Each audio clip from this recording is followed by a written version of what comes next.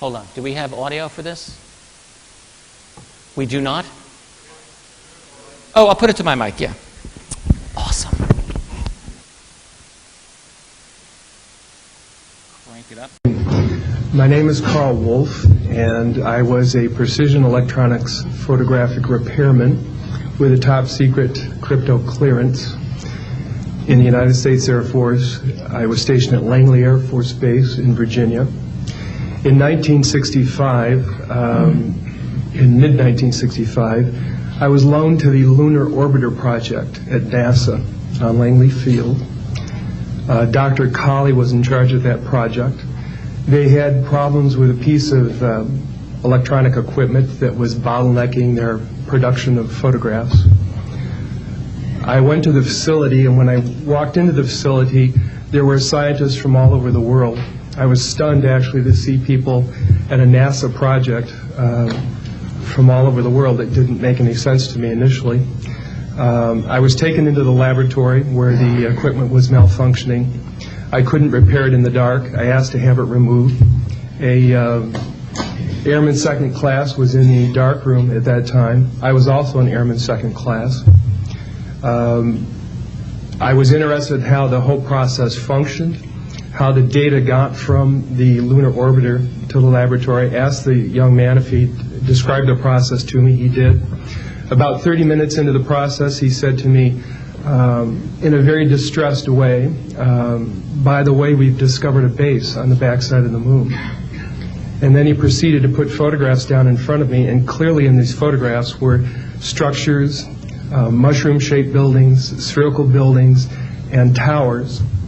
And at that point I was very concerned because I knew we were working on compartmentalized security.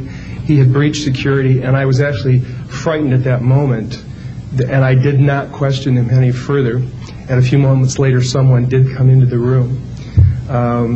I worked there for 3 more days, and I remember going home and naively thinking, I can't wait to hear about this on the evening news. And here it is, more than 30 years later, and I hope we hear about it tonight. And I will testify under oath before Congress. Like the helpless damsel in distress. Thank you very much. Then we have some other statements. Can you hear me all right here? Is this good? All right, good. Clark McClelland. I've spoken with Clark a number of times also. He had many, many years working at Cape Canaveral and Kennedy Space Center. This is a statement he put on abovetopsecret.com. If you go to ATS, I visit it pretty frequently. He just writes here, I worked at Cape Canaveral and the Kennedy Space Center from 1958 to 1992. There are many mysteries that have been discovered during the years that we have been exploring the moon, sun, and planets. The former CEO of Lockheed Skunk Works was visiting the Cape many years ago. I asked him a question. This is Ben Rich.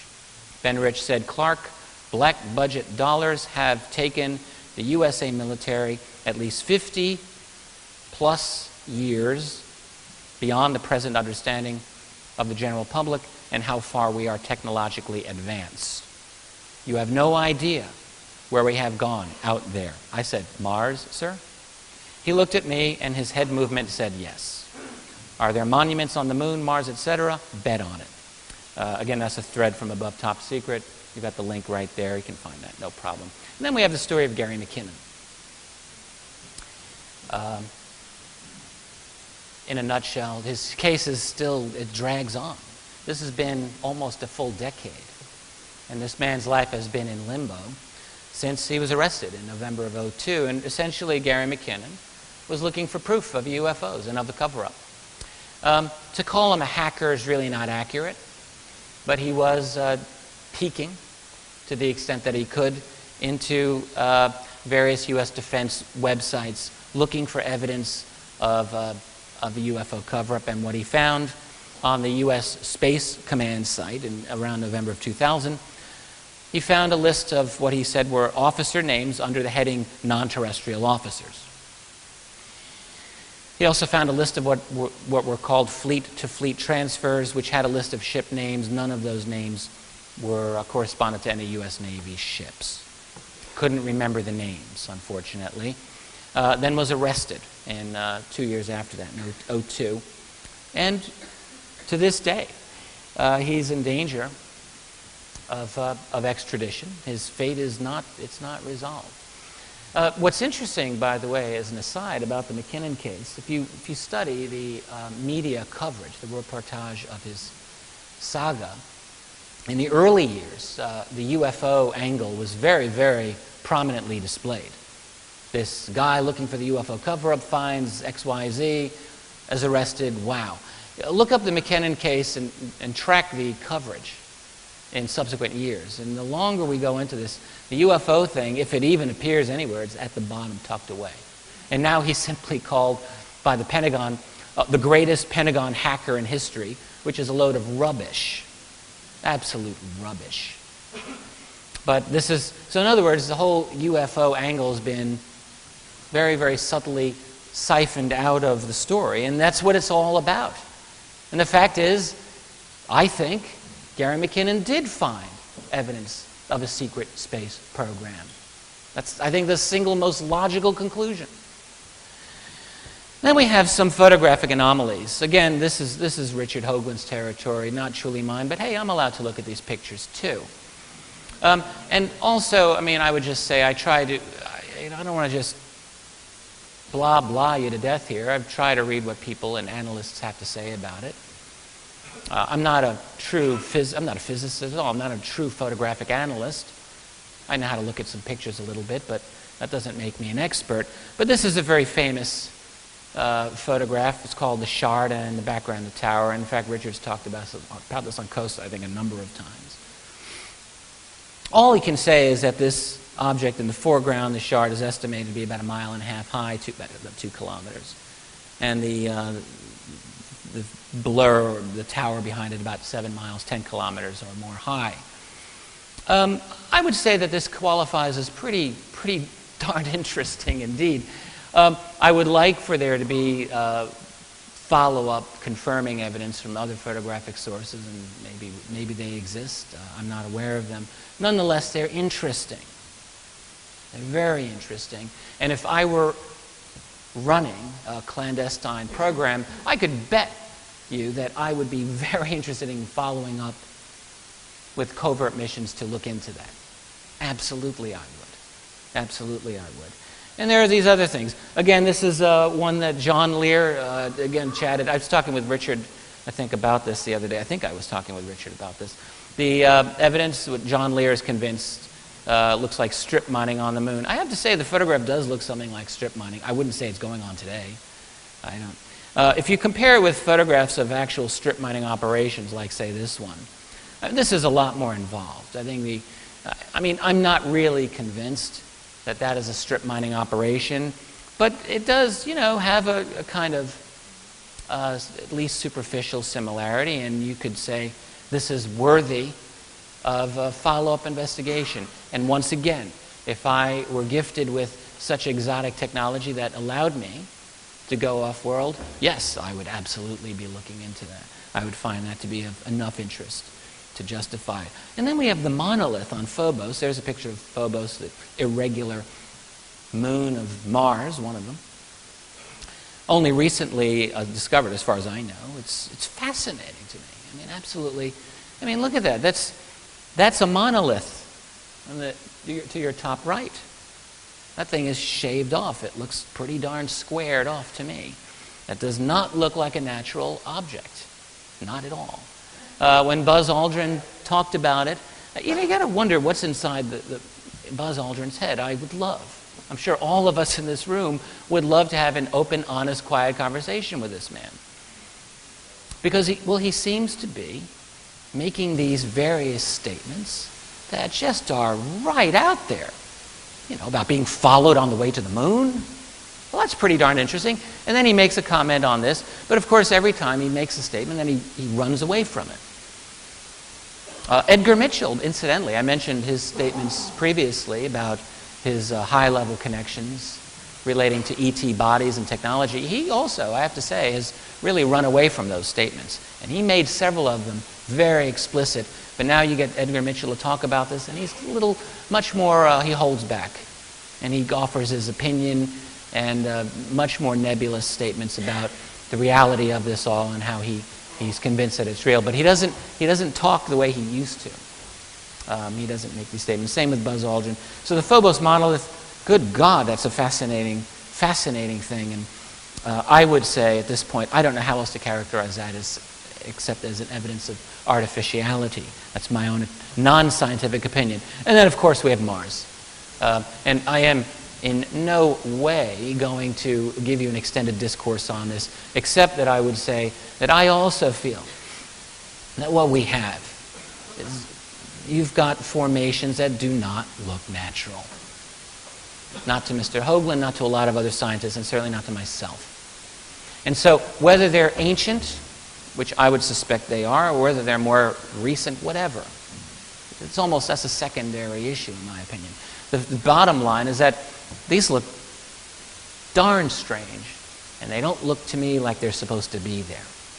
So again, you have evidence of at least a strong motivation for us to break away civilization, to go off-world and investigate. Is it like in Kubrick's movie 2001: Space Odyssey, where you've got the monolith on the moon? Is it something that, going there, we would discover some great secret? Well, yeah, maybe. You wouldn't want the world to know about it, though, because, well, there goes your secrecy. The whole thing comes unglued, and again, I'll be coming back to that in a moment. Now I'd like to talk a little bit about a guy who I really think has not gotten enough attention that I feel he deserves. Jeff Challenger, he's no longer alive. He died in October 2007. I met Jeff one time. He lived in Sacramento, California.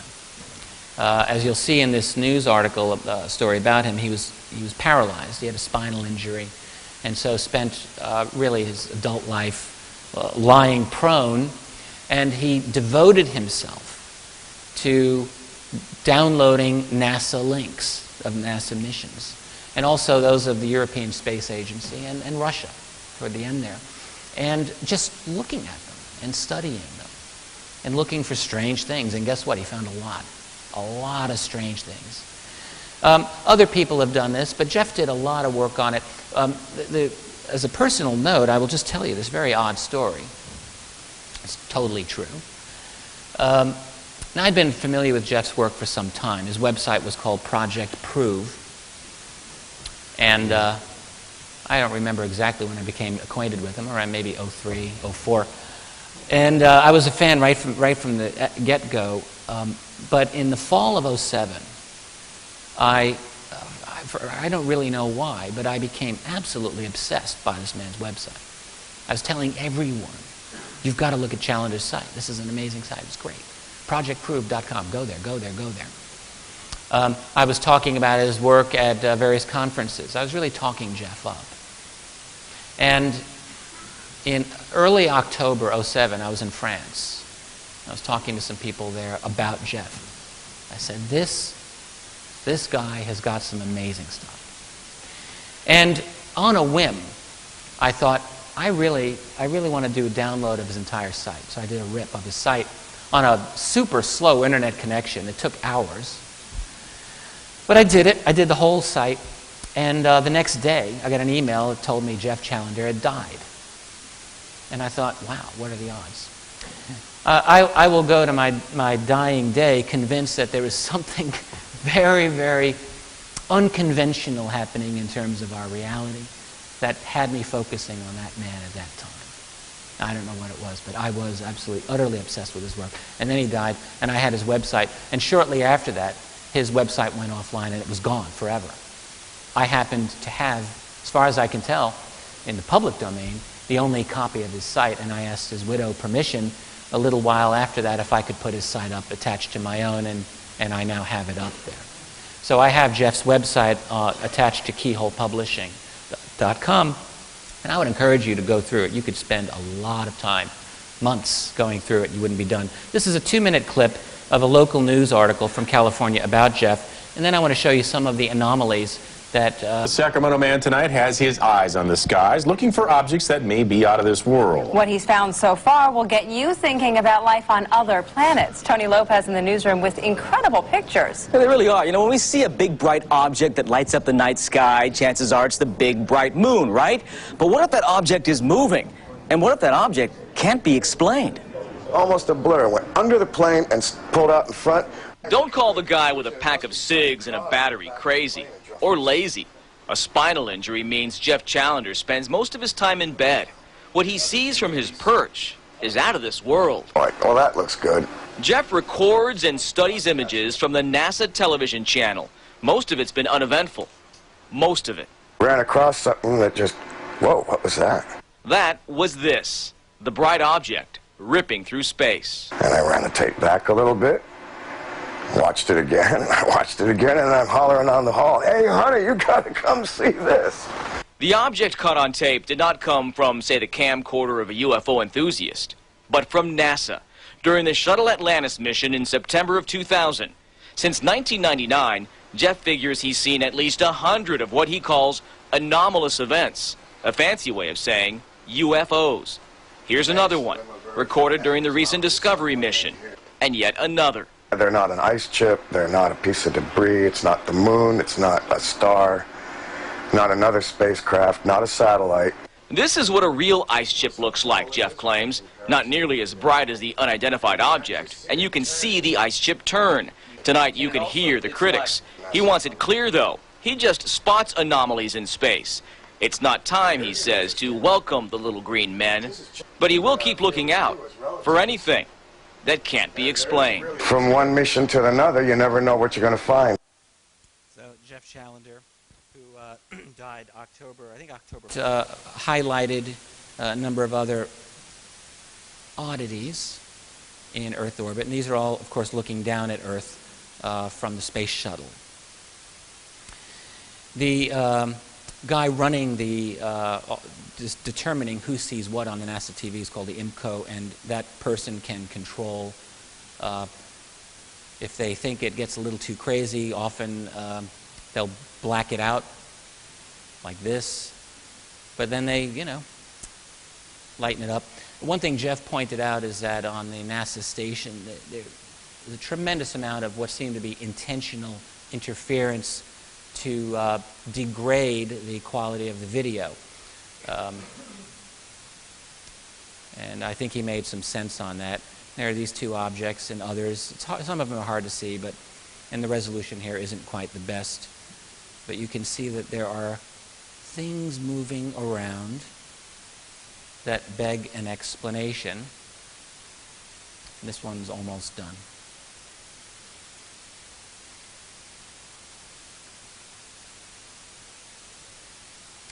I'll probably let this one go on a little longer than necessary, but I think it's just about done.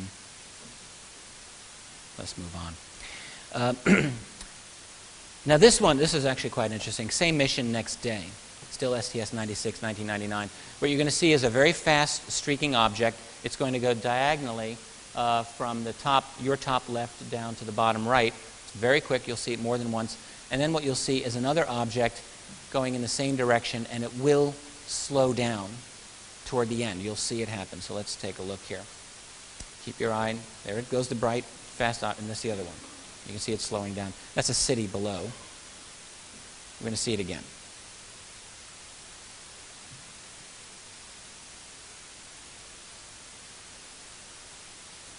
That object slowed down.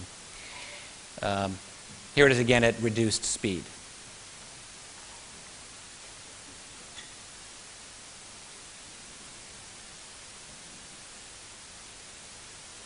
Now, I don't know of any dust particle that can slow down, or any craft in space that can change direction or slow down like that. Here's something, I don't know if it's the firing of a weapon, but you're going to see two objects moving at a perpendicular way. So one's going to come straight up from below, and the other one is going to miss it, but not by much, going in a horizontal manner. This is near the city of New Orleans. So here it is, going straight up, and then the other object going across, at right angles to each other. And we'll show this at slower speed. Here it is, slower. Can you see that? You can see that a little bit. It's not the clearest, but okay. So let's move ahead. Another one, this is from 2000, STS-106. Now this is a fascinating one because you will see a definite triangular formation in motion. The sun had not risen at this point, so there's, you can't blame it on reflectivity. These objects, as you will see, are in formation, but they're not in a locked formation. They maneuver within small parameters. There is a U.S. Navy satellite called the NOS. This is a trio of satellites that orbit, but their orbit is higher, much higher than that of the space shuttle. So you wouldn't see them below. So let's take a look. You're going to see this in two different ways. So first, with the objects highlighted.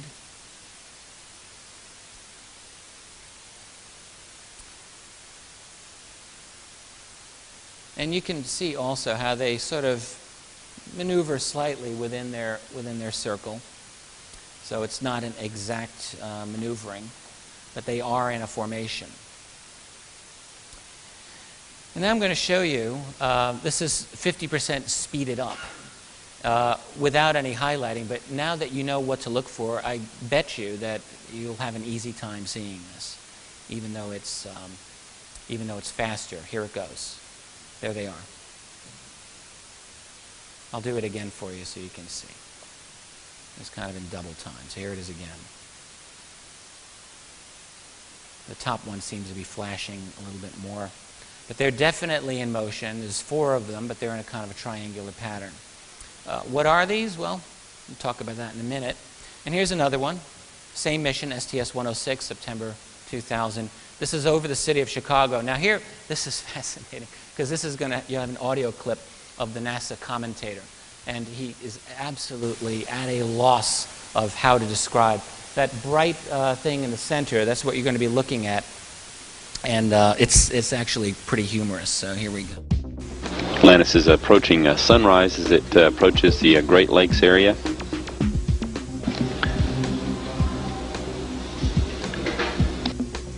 This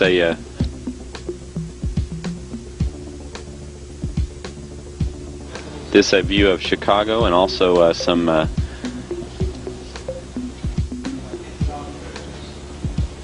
ice crystals or other items being illuminated by the rising sun. Atlantis moving into sunrise in just about the next minute or so. As that occurs, ice crystals or water that's been dumped overboard from the shuttle is always illuminated in the close vicinity of the spacecraft. Again, that view of Chicago, though, and the shore of Lake Michigan. Yeah, let's talk about Chicago. Isn't that awesome from this space? A couple of things. First of all, the sun had not yet risen, so they were not in sunlight. And he's trying to make it sound like, oh, yeah, well, the sun's almost about to rise. You know, he was obviously not saying what everyone in the world who would have looked at that would have been thinking, because obviously he couldn't. He couldn't. Now, this is actually the zoom of the same object, so you can just take another look at it. Pulsing with quite interesting regularity. And it also appears to me, anyway, that the lens is still, here we go, keeping on to it. It's moving, zooming in, and that's the end of it. I have 5 minutes. Really? Uh-oh. Really? All right. I'll do my best. This is an object doing a U-turn. This is my last of the space clips. I'll show it again. Just take a look. Kind of nifty. Now here's an enhanced version of the same clip, and you can see it actually maneuvering as it goes back and forth. What is that? That's from 2005, STS, I believe, 114. It's not the first time someone has recorded something mysterious over Lake Erie, but it could be the first time it's this clear. It was just probably one of the craziest nights of activity I've ever experienced. Michael Lee Hill is the self-described UFO enthusiast who's releasing this never-before-seen video. According to Hill, the video was shot in November on the east side near his home in Eastlake. It obviously shows something, but what is what's up for debate. I've been filming these for a long time, and it's just grown to the point where they've let me know. They know I'm sitting there filming them. You know, they'll come in, every year they've come in closer and closer. I go outside and I look up in the sky and I see them out there. Every so often you see strange lights blinking on and off. It's not hard to find people who believe the lakeshore is a hotbed for extraterrestrial activity. Last year, in fact, Fox 8 revealed these images of similar lights over the lake. And after our stories aired, a team from the Cleveland Ufology Project tracked the lights. The organization was founded back in 1952, and its members consider themselves experts who determined these were airplanes. But now, Michael says you can't debate it anymore. The fact that this remains in the screen and is not moving, I believe, negates any notion that it's an aircraft. Now, it goes without saying, but of course we'll say it anyway. NASA, the military, no one will comment on any of this. But we do know planes are always landing and taking off at Hopkins and, of course, on the other side of the lake in Canada. Michael Lee Hill says none of that matters. We'll know more soon enough when they decide to reveal themselves. Mark Zinni, Fox 8 News.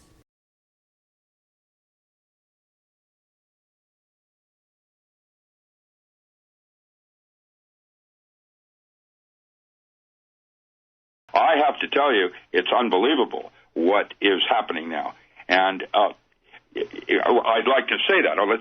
Let's go there for a moment. Monsanto is the true Antichrist.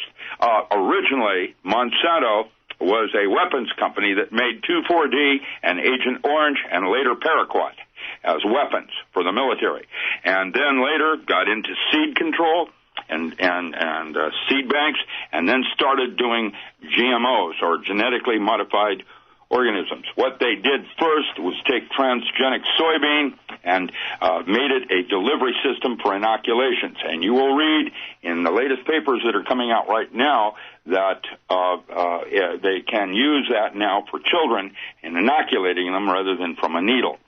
Then 3 years ago, DOD project, this is a Department of Defense project, authorized the studies of altering a specific gene in wheat that activates a bacteria in your gut that you got from a cat. Everybody's got it. If you've stuck your face up next to a cat, you have that infection in your body. It's a specific bacteria, and it's basically inert until this wheat product and this altered gene activates it. When it gets activated, you become what I call a Walmart shopper. you change. And basically, your gut is a lower brain that is convoluted and has neurotransmitters, and you do a lot of decision-making from your gut. And to realize that you are no longer what you eat, but rather you are whom you feed, is a more accurate way to realize that one of the first power tools was to start with structured waters and the foods we ate, because if you wanted to be a spiritual entity, you had to have a physical body to launch from. In fact, the physical body is in fact a scalar or analog of your higher bodies, spiritual. And so a fat doctor doesn't make any sense. Thank you. We've got a commercial again. Richard Alan Miller, a name you're going to start hearing everywhere, I think, after this interview, just because you sound absolutely prolific. Rick, are you there? Yes, ma'am. All right, very good. Hey, you worry about me. I know, I'm an old, grumpy old man. Sorry about that. Okay, look, we were just starting to talk about Monsanto and mind control. You were talking about... Monsanto is a weapons company. They're not a GMO company. That's just one thing they do. You know, right. The interesting thing was they were under DuPont. I was basically working for old man DuPont, so I was a Jesuit for the Church of DuPont, and he reported to Rockefeller. That's all changed. Now with the New World Order, Monsanto owns DuPont. How does that work? Well, it's kind of like the U.S. Forest Service owns USDA. You know, the little bureaucracy within the organization takes over. And that's basically, Monsanto is a serious, insidious problem. And people do not have a clue yet. You were going down some great roads right before the break.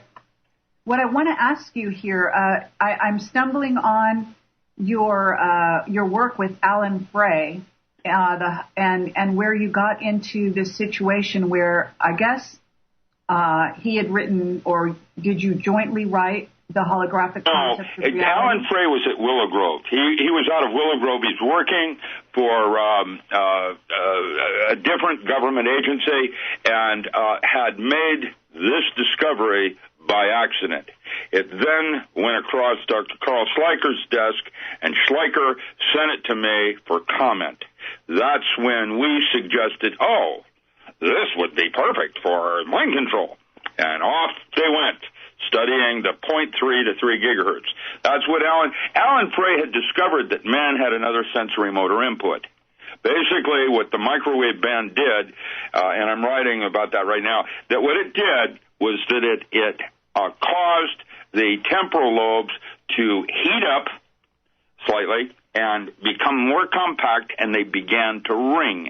Once they began to ring, you could take the microwave bandwidth and heterodyne voices onto it, and people could actually hear those voices in their head, just like Son of Sam or something of that nature. Right. And the problem was, many people do not have what we call inner plane experiences of consciousness, and so they have no idea whether a voice that's inside their head is coming from them or from something outside themselves. And so, of course, the first mode of defense is to simply say, like the Hopi Indian, man has a responsibility for the thoughts he chooses to entertain. In other words, whether that thought came from you or that thought came from somewhere else, why are you choosing to hold it in your mind's eye?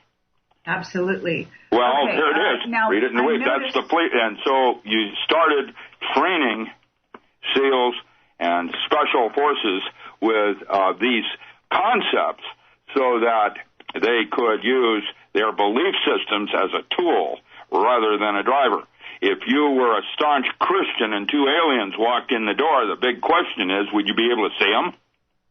And now, with all of that said, belief systems are important to all of us, and, assumed truths. They're arbitrary, it turns out, and most people don't even know where they came from. They just assume they're correct.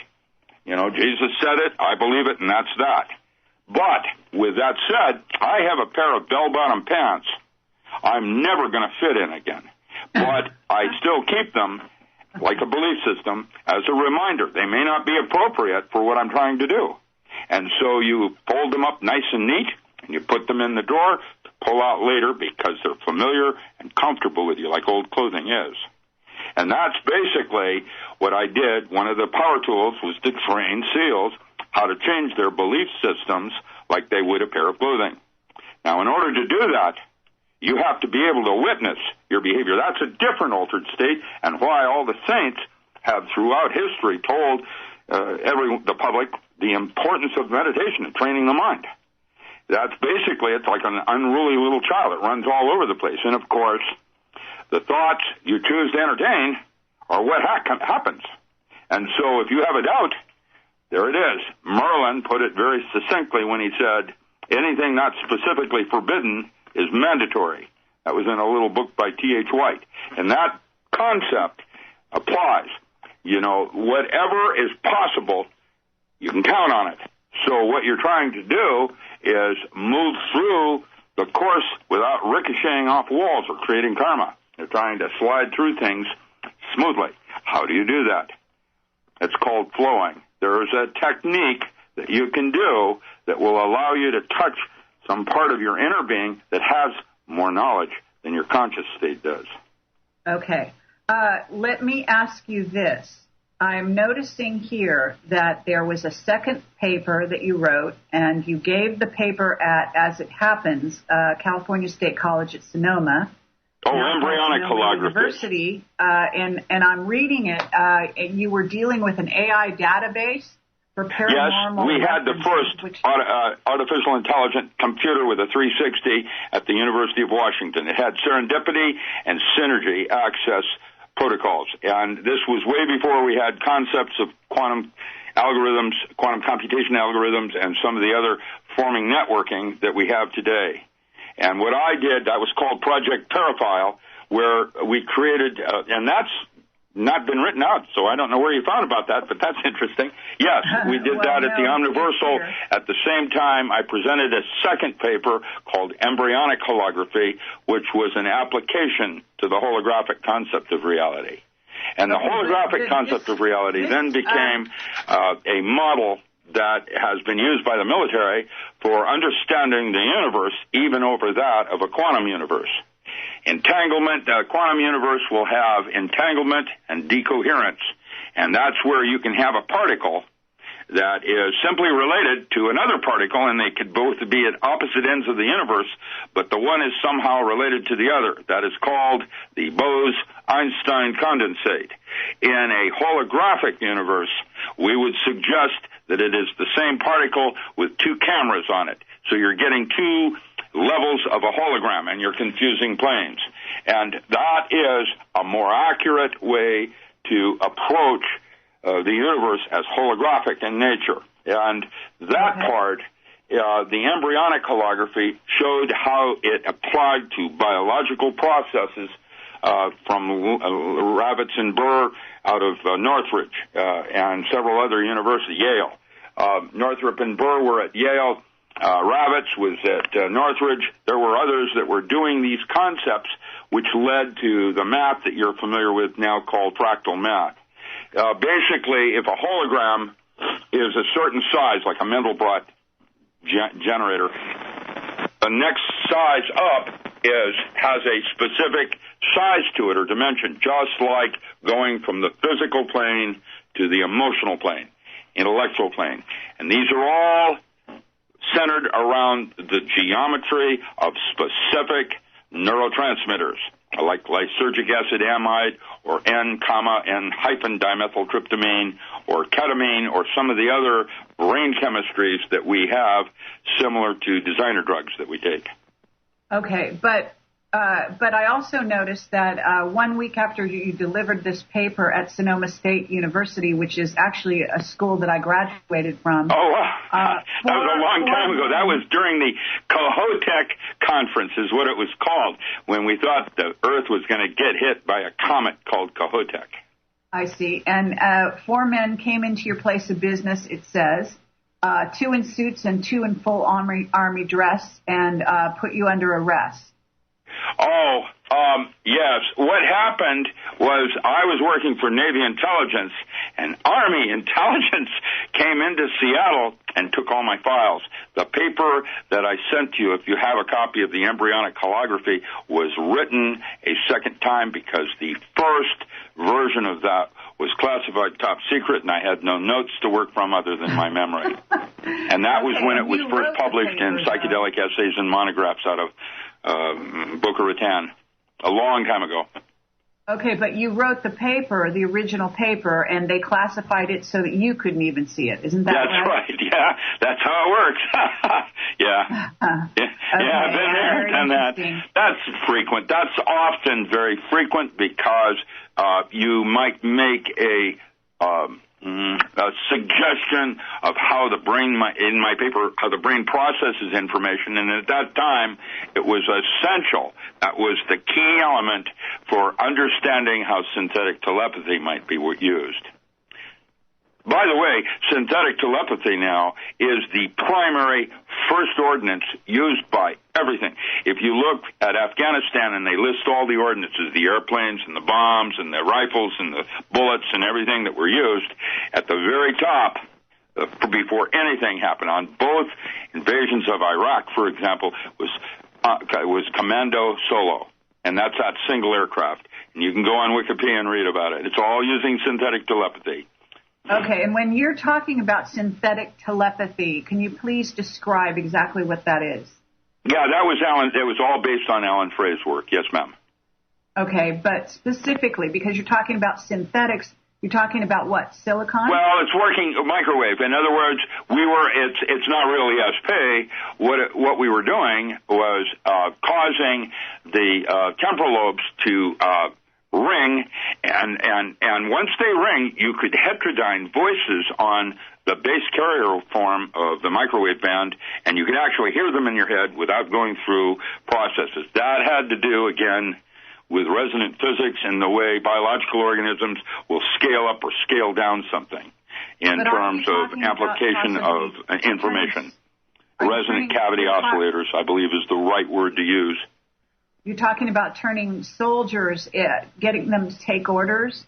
No, mostly it would be as a communication system if everything went down. That's why they developed HARP as well. Estlin and some of the others, when we were involved in that, they wanted to use my frequency bands, and they wanted to put a second station after Nick Begich wrote Angels Don't Play This Harp. He's my publisher, by the way. When they did that, then the second facility, when Europe started going sideways on the whole thing, was down in Australia, in central Australia, near Adelaide. And what they were doing was trying to set up a global screen of these frequency bands like you would an ongoing commercial in your head all the time. You couldn't turn it off. And it didn't work.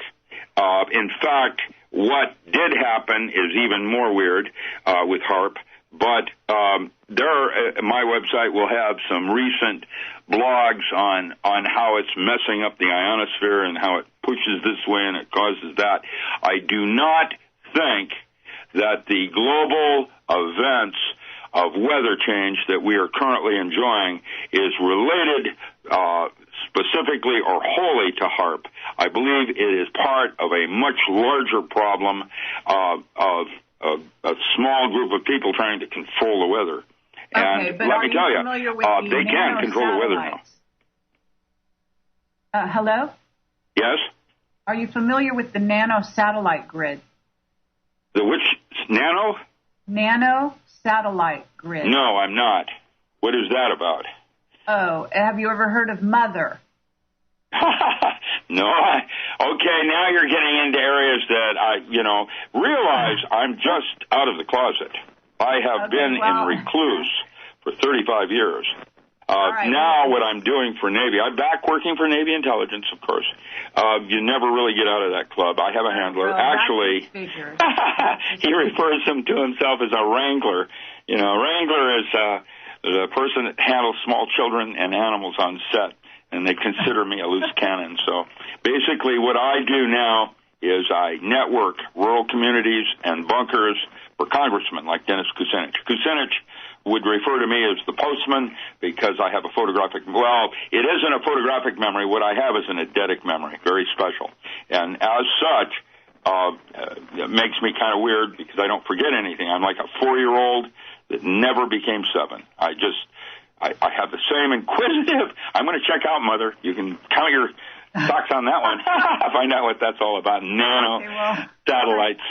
I'm thrilled to death to hear that because I love it when I can get a person I'm talking to connect the dots. And because I talk to so many different people, if they would only talk to each other, we'd really get somewhere. Well, that's what you're so good about. I would think you're a more interesting person to interview than even me because of all the weird people you have interviewed. You can only guess what you think. I think you're really you're one of the top type of interviews that I would ever prefer to do, to tell you the truth, because you've got an incredible vast knowledge in your brain, and it's just a matter of getting to it. Pulsed microwave is what you call this voice to skull transmission. That is correct. What they would do, the frequency band was 0.3 to 3 gigahertz. And what that band, low amplitude, which means you could use it in space. You don't need sound. And this is like an advanced communication system in man that has basically not been developed or noticed until recently. And so, of course, like diet and all the rest of it, can we use this to manipulate the masses? Yes, of course you can, because with awareness then comes, the potential of defenses and how to, strategize. But as it stands, the pulsed microwave radiation, what that does is it stimulates and heats up. Literally, it's like your temporal lobe is like a piezoelectric crystal. It's like a liquid sack of fluids. Actually, they're amorphous semiconductors, to be precise, which means there's something far more interesting going on there than just being a sack of fluid getting heated up in a microwave oven. And that's basically what happened. The temporal lobes would start to ring from being heated. They would swell and heat. Seems like there's no toxicity or LD50 ratios on that. And in the studies I saw, in the early studies, we couldn't find any problems with it. Low amplitude, causing it to ring. Now, once the temporal lobe was ringing like a little bell, then you could heterodyne voices, audio, onto that carrier, and you could hear it in your head through, we don't know yet, that's still unknown, what kind of resonant cavity oscillators are stepping it up as biological amplification so you can hear it. Okay, we've got a commercial. We'll be right back. Miller, all about mind control and consciousness and a whole slew of other things from a very sophisticated perspective, I have to say. Rick, can you continue to talk about how mind control is actually being used and I understand that your understanding or perhaps being up to date on what HAARP can and can't do might be somewhat limited. At least that's the way you're coming across with this at the moment. But if you understand, for example, the use of television in this scenario, how would you place that? Well, I could give you a direct quote from the CIA. Mind control. We don't need mind control. We have TV. That's a direct quote from the 70s. Okay. I don't know if you watch your husband or your neighbors when they watch TV and how they start to drool and their eyes glaze over. And there is a mindlessness to it that engages other parts of your brain. And that's why we call it the Mozart effect, for example, when everybody loves classical music. Why? Because it is exercising portions of the brain that have not otherwise been exercised, and it loves it. And so it can't get enough of it. And TV is a similar thing. It's activating your occipital region of the cerebral cortex, which is where most people relate to reality, is visually, and rather than audio. And audio is a second major input. Feelings are a third one. But, we have many different senses, even at the foundation. When Dr. Ryan moved across the street and it became the foundation for the study of man, it was the big house where they put all the weird children and did those studies. That place was always interested in the paranormal forms of consciousness and what people could do when they were in certain states or altered states of consciousness. God gave you these things as gifts. They're not to be shunned. Absolutely. I would agree with you 100%. Can you please talk a little bit more about what house across the street where they put the special kids? The foundation. Okay. During the studies at the Foundation for the Study of Man, which was in Durham, across the street, it was a 4-story building, just like in the movies, and it had kids, young kids. I was taken there in the 50s myself because of my memory thing, my sister and I. My mother was a real famous psychic in the 30s. She had worked with my grandmother on Seattle Police Department finding bodies and things, and they did a TV series called One Step Beyond. And so, of course, in the 50s, they went through and tested the children to see if there were genetic relationships to ESP. There wasn't, but in doing so, they discovered I was a 4th-stage telepath. That means that I can, with my thought alone, I can make you see things in your mind's eye. You can see it. You can get it. Once you can see something in your mind's eye, it becomes real. And it doesn't matter. It's like magic. Magic is a higher form of physics. It was reserved for the ultra-elite of Europe for centuries. It was only this last century when Crowley advocated the use of drugs as a valid form of magic, which it is, has a lot of danger and risks, and realize, I always like to end that talk with Crowley dying as a drug addict in Hastings. And remember, I said a teacher can only take you as far as they themselves have gone, and Crowley died as a drug addict. So back then, they didn't even understand things like addiction or what that truly meant. Laudanum and the use of certain kinds of morphine derivatives at that period of time in history was relative. I mean, people knew that it wasn't right, but they didn't have the definitions of what really is going on.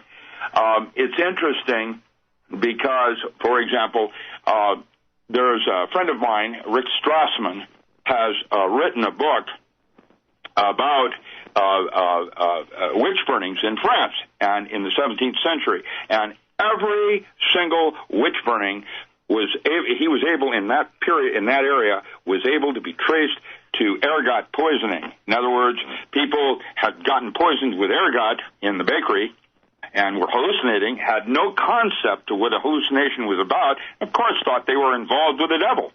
And, of course, the Catholic Church, that's the last chapter in Strassman's book, suggests that the Catholic Church was using LSD or ergot in ritual 100 years earlier and were perpetrating this misconception of what altered states were about as a way to control the populace. Today, we're doing the same thing with our foods. And it's unbelievable because people have no concept that the body, if you look at the physical body, human body, it's mostly bacteria. Very little of it is human. I would say less than 10% is you, and the rest of it are all these different bacterias and water transport systems vying for a level ball field. That's why homeostasis for everybody is quite different. And it comes down to your diet, because it's not you are what you eat, but whom you feed.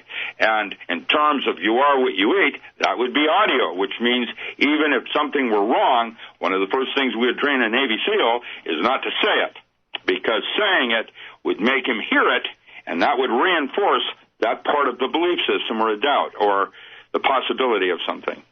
And so, you had to be very careful. A man had a responsibility for what he says. Man has a responsibility for the thoughts he chooses to entertain.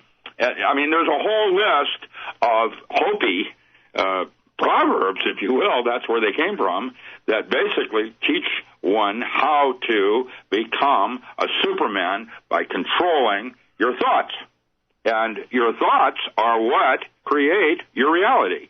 And it's called thought forms. And the mathematical equations of consciousness that are in my ESP book, they all came from Yugoslavia and basically looked at thought forms as durations of energy going into a question or a thought form, and the more you do it, the stronger it comes out.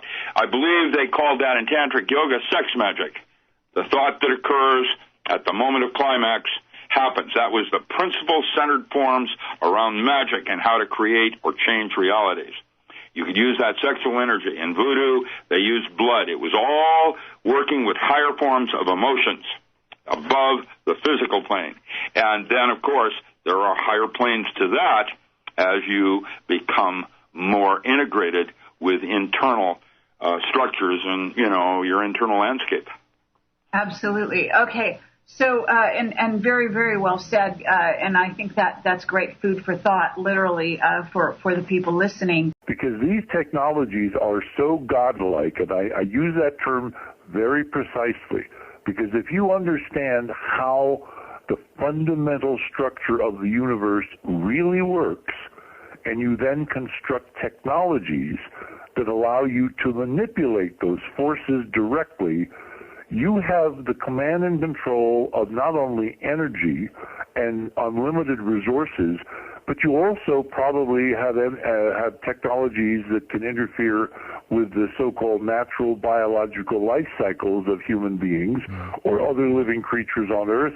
And lifespans can be extended probably thousands or even maybe tens of thousands of years because of the ability to repair entropic breakdown of DNA and the ends of DNA. Those telomeres is what they're called, which seem to control our aging, et cetera, et cetera, et cetera. So this breakaway civilization, if Dolan and I and Joseph and Lavenda and Timothy and others are correct, there is almost no way to realistically calibrate how far ahead of us they are. I would say, using our crude historical rule of thumb, they could be 1,000 years ahead of us by now, even though it's only 50 years. Now, think about that. I mean, just think about that.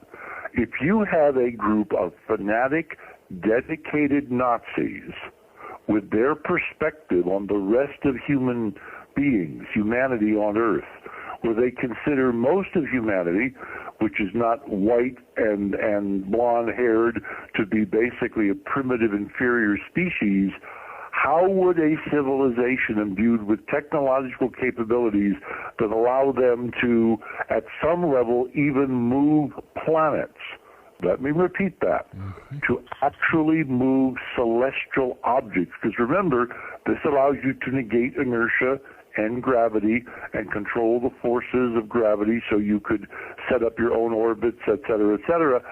If those types of capabilities are in the hands of Nazis, like we've seen in all those movies, I mean, we are in deep, deep trouble. And that is the focus of this conference, to explore the scientific evidence that, in fact, that has, in fact, occurred. Pharrell talked about even the bailout money being tied into this. Basically, obviously, there must be a question here of how this thing is or was then at least funded. I mean, if they're so advanced at this point, they could probably go out there, get whatever resource they would want, gold, diamonds, oil, what have you, things we don't even might know about at this point. But how do you think that this thing was started? Let me stop you there, because I think you raise a really important point. I presume you have watched Star Trek, right? Oh, yeah. Okay. Gene Roddenberry, my dear departed friend, created this amazing vision of a human race living and working together and encountering alien species and living and working together with them in the so-called Federation of Planets, right? And from time to time, they will have scripts or story arcs where people who are still primitive like us, meaning that they are dealing with limited resources, limited energy, limited environment, living space, etc., encounter representatives of the Federation. And it was Gene's great pride to talk about how at that point in time we will have bypassed the concept of money, of possession, of big stuff. Not personal stuff, but big stuff. And the reason is just what you said. If you can tap the real forces of the universe, if you can provide access through some technological means to unlimited pollutionless energy in whatever form you desire, be it coherent, like electricity, radio technology, radio waves, lasers, whatever, or incoherent, like heat, just to keep yourself warm, and that allows you then to manipulate the resources of an entire solar system, or, and this is probably going to raise some eyebrows, to create matter out of nothing, out of empty space itself, out of the ether, which I have seen experiments that demonstrate that that's possible with this physics, then you don't need money. You don't need the kind of primitive economy that we are dealing with. But reversing your question, who in that larger picture would still need money, and a lot of it, if they in fact are looking forward to some cataclysmic, shall we say, change in the planet here itself in the foreseeable future? Obviously, the terrestrial representatives of this breakaway civilization here on Earth, still kept, still trapped, still here within our civilization and amongst us. And if you wanted to identify a class of people that would describe, I think I'm describing the banksters. I think describing the people who run the world, because they do control the money of our primitive economy and society. And so all these trillions of dollars that are going into some black hole, because it's certainly not going into what it's being purported that they were being, taken from taxpayers to be used for. I think that is a stash or a secret fund or a basically pirate treasure that these rip-off artists are taking from the rest of us so they can somehow carve out their own separate civilization when push comes to shove, and these other guys decide that they no longer need 6 billion of us on planet Earth. And that time appears to be approaching from the circumstantial evidence we're seeing, given the rate at which things are accelerating in the financial markets, in terms of global geology, in terms of very bizarre anomalies taking place around the Earth. So I think not only are we looking at a secret space program, but we're probably looking now at a secret space war being fought between those on Earth who are trying to maintain their position and those out there who have finally decided that if we continue along our present track, we will become a competition for them, and they cannot allow that. They cannot, afford to have that happen, and so they are taking steps to basically quarantine us here on Earth. And I believe that the evidence will support that they are using this extraordinary technology for some demonstrations of the awful power they possess in terms of blackmailing governments on this planet to do their bidding, to stay home and not become competitors. See, it's a very interesting point. I want to, ask you about the representatives here as well. I mean, the Nazis always comes up as the arch villain, it seems like, and I don't think a lot of people would agree that many of the banksters that you mentioned are kind of Aryan Germans at this point. Hang on a second. Yeah. We know from Levenda's work, we know from Dolan, we know from Joseph Farrell, that in fact the banksters bankrolled the Nazis. They created the Nazis. They during the 20s and 30s and 40s, they were the ones who were totally behind them. What I think we might be seeing is an expression from an old movie now, when thieves fall out. Because I believe what they did not understand is that they were pawns too. They thought they were the masters of the universe. And they've now found out, to their extraordinary shock and surprise, that they're as much victims and in prison here. I mean, we have an American author. I don't know whether you ever had him on your show. His name is Alex Jones, and he runs a website called prisonplanet.com. Sure. I think Alex Jones has absolutely got it correct.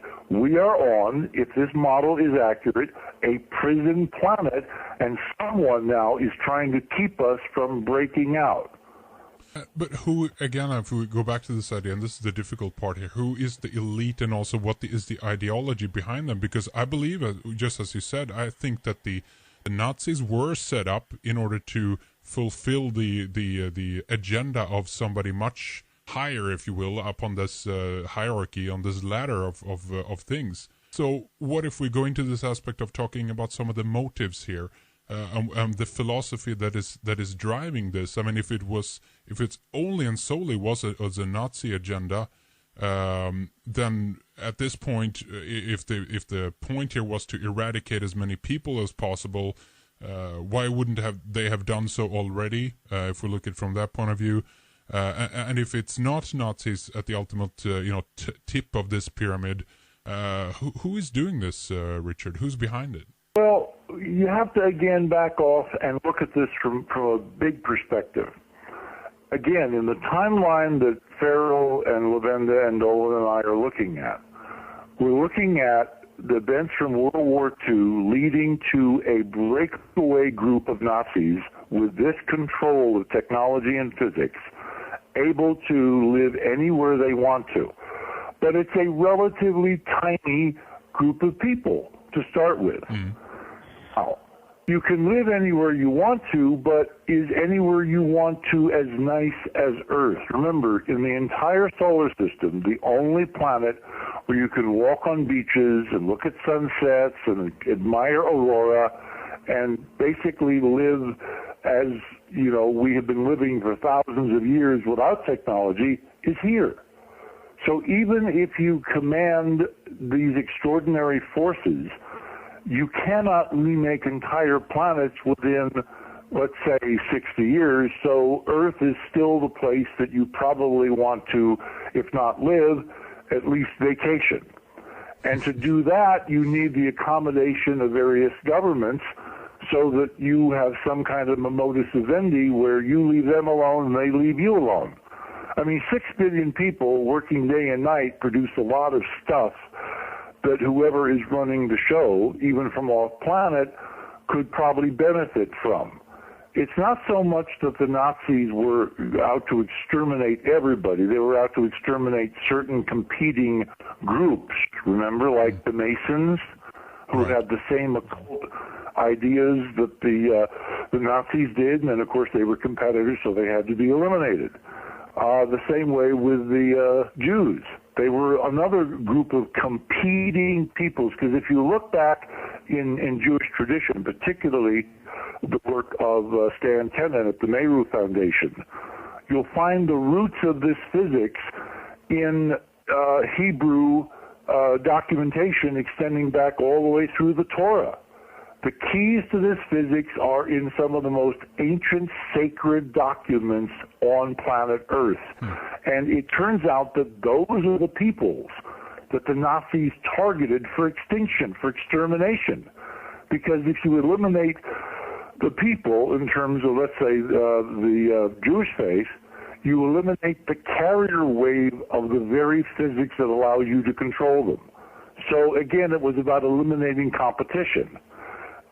Ultimately, I don't believe that this group is out to destroy 6 billion people on the Earth. I think you're going to let nature try to do that because the physics of the planet itself is changing in a cyclic pattern.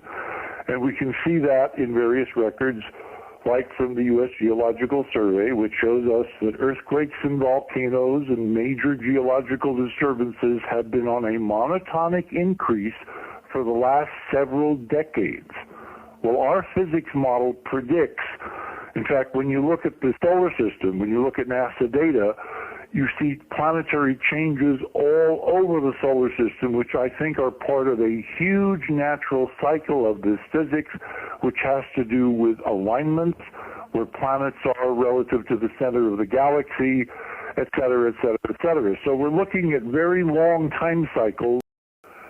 If they have had a capability of true space flight, meaning anti-gravity, not stupid things like rockets, the shuttle, Saturn V, whatever, if they've had true anti-gravity for 60 years, then obviously if they went to the moon, there are stunning technological secrets and physics secrets to be found and gained there, if only because there will be libraries. And they will be translatable libraries because, you know, the language of science and physics is all the same. No matter where you are in the universe, it's the same physics. So once you get access to those ancient records from a solar system civilization that I believe is equivalent to Kardashev's famed Type 2 civilization in his 3 classes. Remember how the Russian astrophysicist Kardashev coined the phrase Type 1, Type 2, Type 3? One civilization controls the energy of its planet. A Type 2 controls the energy of its star, meaning its entire solar system. and a type 3 which control the energies of an entire galaxy. Well, if you have that capability in the hands of primitive Nazis, I mean, God help us, because by going out into the solar system, they will have had the ability to pick and choose the best of what was left after the cataclysmic affairs of millions of years ago, which led to the destruction of this much larger, much more ancient civilization, again, as we have looked at the data and have tried to put the pieces back together. And that, of course, puts them, as I said, roughly maybe 1,000 years ahead of where we are now in terms of capability and accelerating. So yeah, I think we are facing a absolute breakpoint in civilization. I think this conference is perfectly timed. And again, the good news is we are not totally defenseless, because the banksters, to their credit, because they were obviously concerned about being double-crossed at some point as well, appear to have developed a whole bunch of toys that are now being used to confront these guys and to essentially produce some kind of stalemate or standoff. Otherwise, you and I would not be having this conversation. And it's that unknown, untabulated, undeclared war that we have to explore with all our resources, all of us independent researchers and scientists and policy people, in an effort to change the course of history and, in fact, reassert a human being's right to live here on planet Earth undisturbed. And an unwitting public, there's a reason why they keep it on that level. I mean, there's a lot of people here, and again, that's a lot of manpower, force, and if you want to look at it that way, military or personnel. They can't help in any way. Would that just make the situation worse, do you think, if this in some way was announced or publicly, declared? Somebody put the cards on the table here and told it like it is. Did you ever read the works of Charles Fort? No, I haven't, actually. Are you familiar with his works? Some of it. Even by type? Some of it, yeah. Okay. Back in, I think it was the 30s or 40s, he wrote a book called The Book of the Damned, which I thought was a very peculiar title. I think Charles Fort understood what we've been discussing now, because he basically makes the statement in that book, we are property. The only way he could explain the anomalies he saw, even in those early decades of the 20th century, was to come to the conclusion that we are property of someone who has much more muscle and much more capability than human beings currently have. If that's true, then whoever wins this secret war wants us to remain property. And the one thing that would change that equation is if human beings realized they were property. Yeah. And that's what they're trying to keep us from knowing, and that's our job, is to promulgate this far and wide with the evidence, so in fact human beings can reassert their natural heritage to this planet and take back control of their lives. And it's not undoable, it's just going to be very hard, and for a lot of people it's going to be a terrible shock to find out that most of which they've been taught for their entire lives is absolutely flat-ass wrong, if I can say that on radio. You definitely can. No worries about that, Richard. Is there a timeline here as well that is being kept? Because in some cases, I'm surprised that certain things haven't unfolded, if I put it that way. And again, how bad do you think things are if we look at these cataclysmic cycle that you mentioned before, natural disasters and so forth as well? Is this going to increase now then, and does that play into this idea of a timeline being kept here, Richard? I believe so. I think for a kind of useful rule of thumb for the model, we can say that this is all pegged to 2012. That the clock is ticking down to 2012, because that's when some major geophysical problem could occur on Earth that would quietly eliminate most of their population problem. And by not alerting the appropriate authorities or giving them on Earth the appropriate technology to deal with that physics, they can basically wash their hands and say, look, it wasn't us, it was just nature, and they were too damn dumb and stupid to figure it out in time to save themselves. Right. In other words, it's a very clever head game. Now, why would that kind of a game need to go on?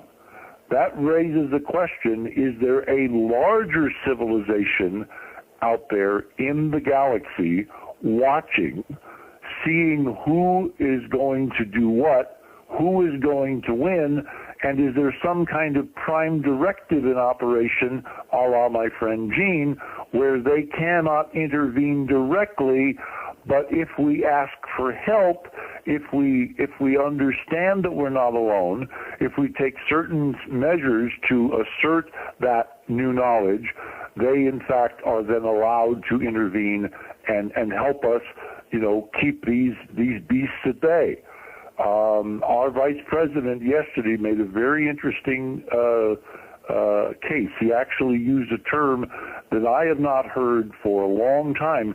He talked about barbarians at the gate, and everyone thought he was talking in a certain direction about events occurring politically here in the United States. I'm wondering if in fact he was talking to another audience about a different set of barbarians who in fact are at the gates unless we take drastic action and become very much more self-aware.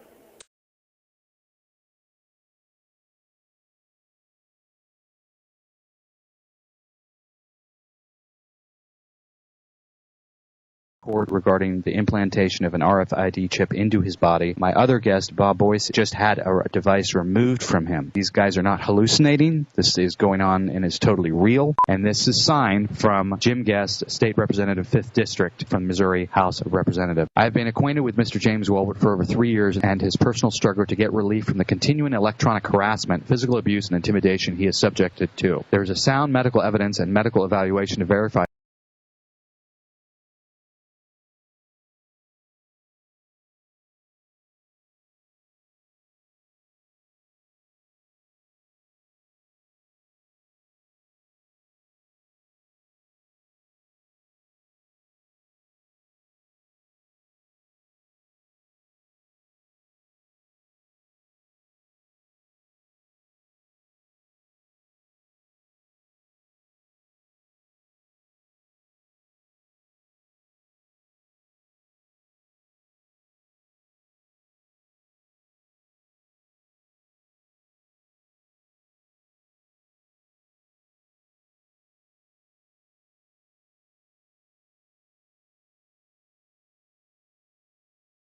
ever doing it, had a plan, had prior experience, and knows what they're doing. So this is the first case in the courts in U.S. history of something like this. Am I correct? Yes.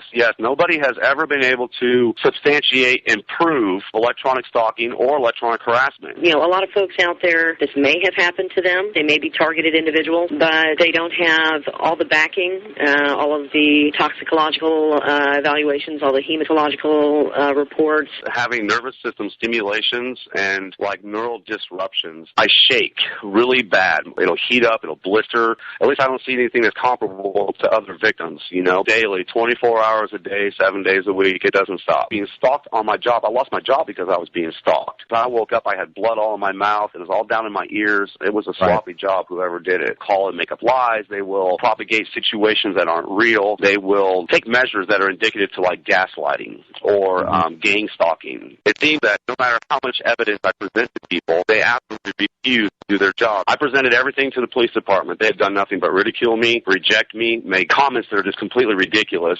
They have done nothing about it at all. I was able to substantiate and prove my case in front of a judge. Twice I had to go through 2 judges to make sure that this protection order got issued, and they still did nothing. They came out to my house and made fun of me. And this guy's supervisor came out and made his punishment was to sit out in front of the apartment complex all night long, basically poking fun at me. Him calling me asking me, what I was doing with James. Didn't I know he was off, or basically not. One of the countermeasures, you sleep in a copper cage. He has no, financial support, which is part of the problem, part of the course of being harassed, is to put him under, basically. The playing field in your whole life has been completely changed, and your perception of life, your value of life, all of those things have changed now. He approached me and started telling me that he was going to start stalking me with this equipment, that he had done this to people before and got away with it, and he was, there's no chance that he's going to get caught because no one will believe me, and so this guy has had this, execution of this crime down pat. He's had prior knowledge as well as prior, experience. I mean, obviously they placed implants in my body with intentions. Neuroprosthetic implants in my ears. These things are designed to alter and stimulate my nervous system. So, whoever done this, had prior knowledge to doing it. I would have never suspected this guy. James, when you go to the courthouse, are there reporters there? No, actually. Nobody even shows up, huh? Has local media, television, will they touch this story? No, they won't. This is too scary for people. They had discussed removal, and then all of a sudden, they weren't willing to work on it anymore. Concerned about threats. Very fearful to get involved for fear that they would shut down his facility or they would have some type of financial backlash. I handed him the x-rays, and he looked at it, and then he handed them back and told me point blank, that's a government chip. I will not take it out, and I don't think you'll find another doctor in the U.S. that will take it out. With my case being posted, we have now experienced 20 states that have passed these laws. 17 of them have been emergency laws. And several investigators I spoke with feel that these people are now making moves at the legislative level to protect themselves. Are there a lot more victims out there that actually don't know that they're victims? Why did they pass these laws under emergency conditions? And these laws, and so fast, and nobody heard anything about it. We can pass all these laws, and we can do them real fast in front of you, but the fact that you need a doctor to help you, that's not an emergency. And, I don't even want to do anything. I don't want to get anyone near that. It's pathetic to me. The whole thing is pathetic, and there's some people behind this. There's going to be a big showdown. I was able to track that it was from Verichip based on his RFID signature, and now that we actually have physical possession of the chip, I believe it was Raytheon Corporation actually makes them for Verichip. And I had picked up EMF radiation from my shoulder using an EMF meter. We have not been able to find this chip in the public database, which means that must be within the lot of chips sold to the government, namely NSA buys these in bulk lots, and we don't have access to the NSA database, obviously, to verify who this was issued to in order to implant me. Verichip is now referred to as positive ID or PSID. Positive ID. I can't imagine why.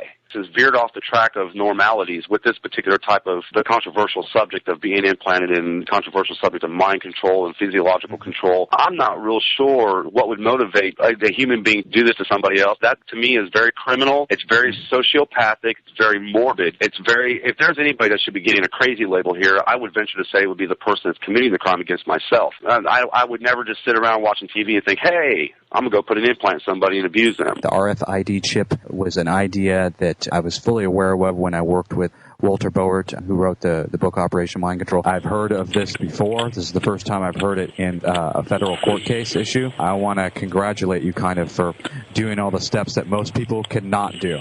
You're part of history now. This is a much bigger picture because I think everybody deserves to understand what is really at stake.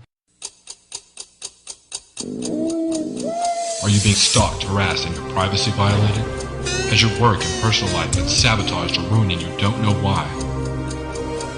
Are you experiencing trouble with your phone, email, and internet services? Are you being denied help from governing and city officials? You are not alone. As many as one person per 100 are being targeted in North America. Same topics get thrown on this list, and technological and community-based harassment. Gang stalking, or group stalking, groups of people stalking individuals. Street harassment. This is exactly what is happening to me.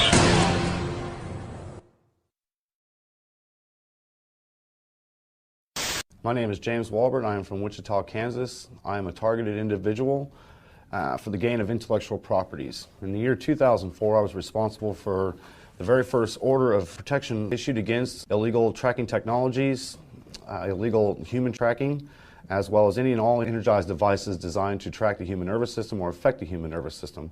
My claims have been backed up by famous private investigators, as well as famous toxicologists, congressional member, state representative, of the House of Missouri, Jim Guest, as well as congressional member Todd Tiehart. My story has been published in 50,000 magazines and 14 times sold on newsstands. I've had several interviews with State Representative Jim Guest and several congressional members doing radio shows with him, as well as my issue is addressing House bills that are consistent with Alaska Senate Bill 293, Colorado House Bill 1082, Missouri House Bill 550, which has now moved into Missouri House Bill 2041, New Hampshire House Bill 686, North Dakota House Bill J020, Ohio Senate Bill 126, California Senate Bill 362, which now has been made into California Civil Penal Code 52.7, as well as Georgia Senate Bill 235, State of Oklahoma, State of Tennessee, the State of Virginia, the State of Washington, Wisconsin. These House bills address the concerning issue of illegal drugging and implantation of a tracking chip for any reason, to whether an employer would coerce you into taking one or whether somebody was to force you to take one. This issue is very prevalent, obviously. We have now 21 states that have moved to enact laws against this, Senate bills and House bills. They're enacting these laws to address the problem of illegal drugging and chipping and tracking. This seems to be a very prevalent problem in our country today. I work with thousands of victims across the country as well as across the world that are suffering from these instances.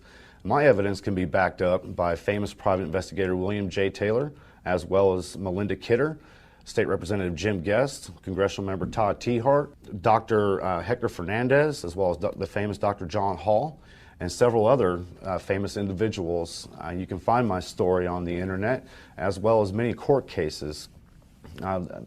Would go back to the year 2009, where I was very successful in proving to the Sedgwick County courts it would be case 08DM8264. That would be the court docket number for the case. That case addresses technologies that previously that have never been addressed.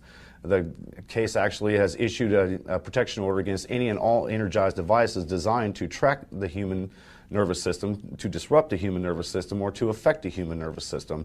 So in essence, I was able to prove that the fictitious weapons that are being claimed about today from other targeted individuals are more than likely a relevant concern. Not only are they relevant, we also have people that are experiencing drugging, tracking, chipping, as well as people being gang stalked, people breaking into their homes. These are illegal, erroneous acts against us. We're being tried and basically sought out for our personal properties. I became a victim in 2004 with threats of handing over intellectual properties, or that I would simply be discredited from the crime that I'm suffering from by just simply reporting the crime. What my goal is, by addressing any congressional members, is that for these laws to be revised and as well as enacted and enforced. It was our Senate's as well as our houses that passed these laws. I'm asking for implementation of these laws, for them to be enforced. These laws, people are reporting these crimes and nothing is being done. These people are being labeled erroneously. They've done nothing wrong. They are simply just reporting the crime as instructed. So upon reporting the crime, a lot of them are stripped of evidence, their homes are broken into, and they're stalked off their jobs. They're usually discredited by any point of relevant matter that has to do with an authoritative figure of any kind. In 2010, I had spoke to the Bioethics Committee the President Obama had appointed to basically go over illegal, non-ethical medical testings that had been occurring in the United States as well as out of the United States, but that were responsible by the United States.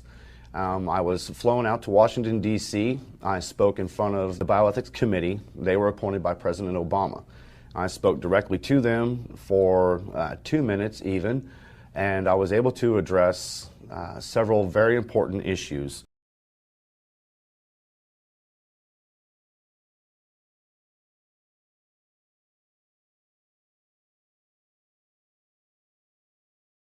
Bills against these particular claims.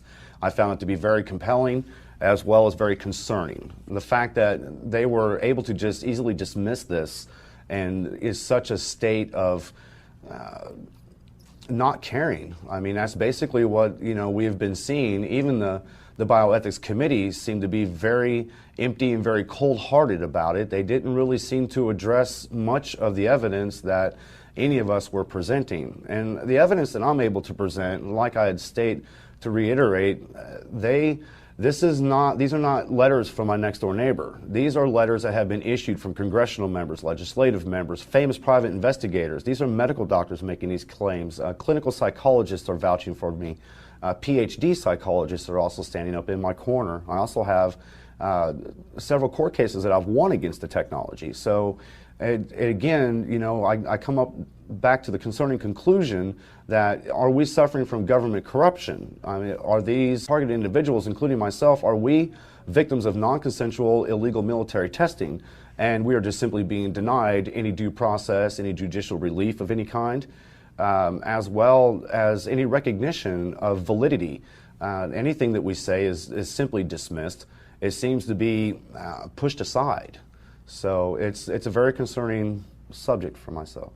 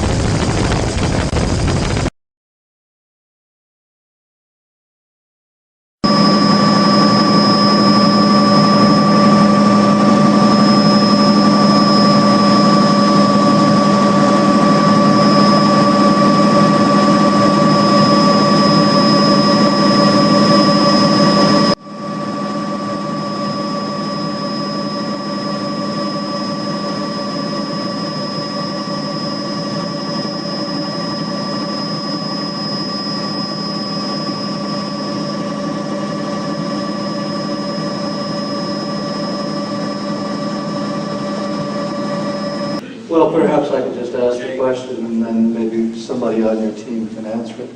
I was on the Corn and Grand Bayou today, and the stench from the sinkhole was strong enough to cause nausea, coughing, and stinging eyes.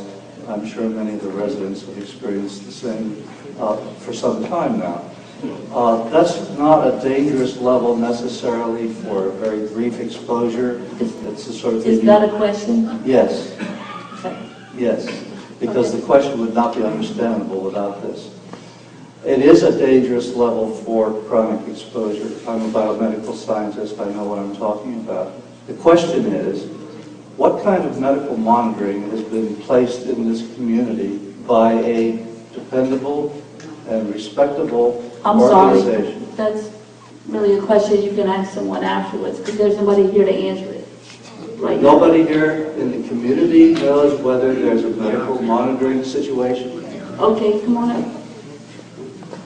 If members of the community don't have an answer to that, then it must mean that such medical monitoring has not been made adequately available to Okay, right? sir, you asked a question, we'll get it answered, and we're not here for you to give us. If you have some information to give to us, I'd really appreciate it. I just did. Absolutely, positively. I just want the residents to also have. You need to be monitored for asthma, increased asthma. You need to be monitored for respiratory difficulties. You need to be monitored for reproductive health problems. You need to be monitored for a number of medical issues which have been seen in other areas, such as the Gulf, where the BP blowout is still causing medical problems today. Thank you.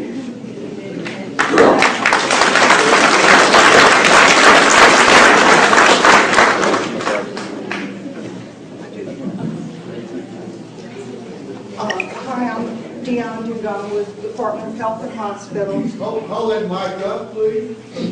Hi, I'm Dion Dugan with the Department of Health and Hospitals. The question I'm answering is there a plan from DHH to do medical monitoring at this time? And all along, the Department of Health and Hospitals has reviewed all environmental sampling data that's been provided to us by the Department of Environmental Quality. And at this point, we haven't found levels where we would expect health effects. But we are willing to, any health complaints or health concerns you have, you certainly can call us, and we will be glad to follow up, or you can call Mr. John Boudreau, and he'll refer it to us.